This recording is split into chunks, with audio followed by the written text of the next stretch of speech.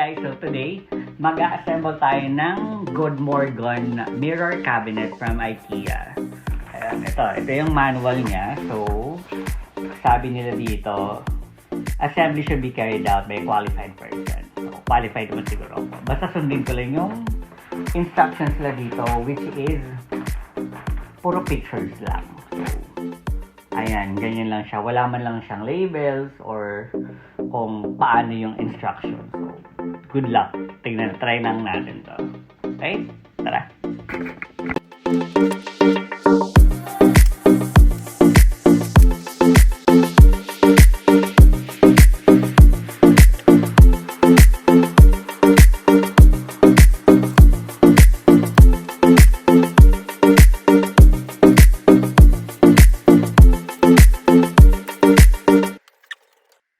So, medyo hindi pa siya nakaka-happy.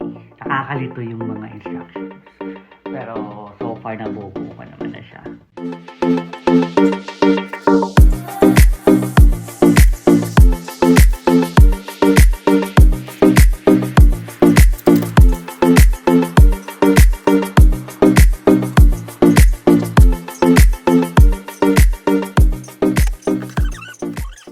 Bale, eto na yung frame ng cabinet.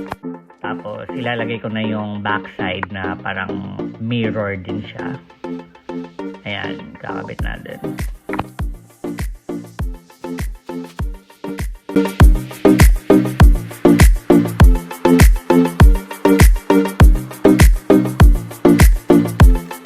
So, nabuo ko na itong part na to ng cabinet.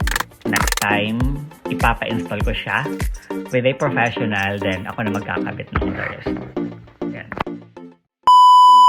Ayun, so kakailis lang ni Kuyang nag-install nitong cabinet natin. Pinalagay ko na rin yung pinto para di ako mahirapan. Ngayon naman, ilalagay ko yung shelf. Yung mga shelf na kasama nito sa loob. Para yun yung paglalagay ng mga accessories natin sa banyo.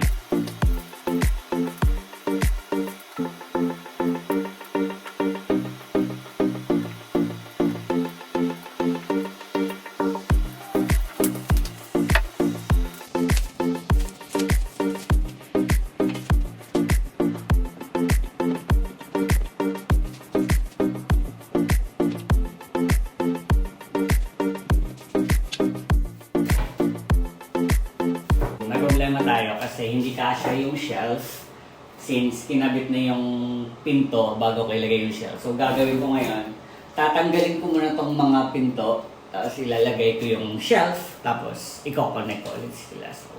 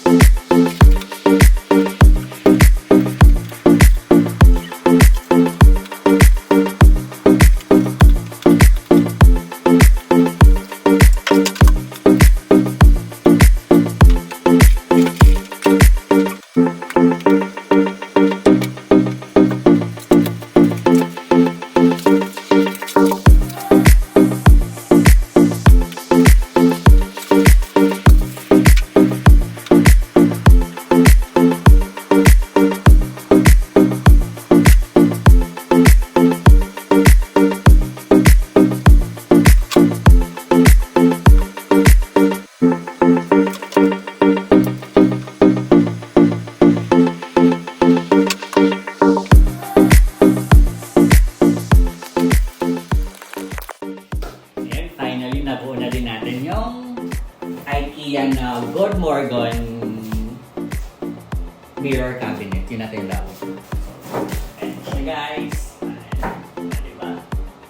Wow! Ang ganda ng salamin. Sobrang. Ang clear yan. Talagang totoong mirror. Kitang-kita ko na kung ano talaga yung sula ko. So, I don't know if gagamitin ko yung mirror na to. Okay, there she is. Ayun, medyo struggle siya sa umpisa. Kasi mahirap anuhin yung manual. Pero, unti-unti ko na siya nabuo. Sobrang bilis niya lang pala, guys. Walang like heavy tools na kailangan. Lahat siya snap lang. Tapos konting screw. And then yun, buo na.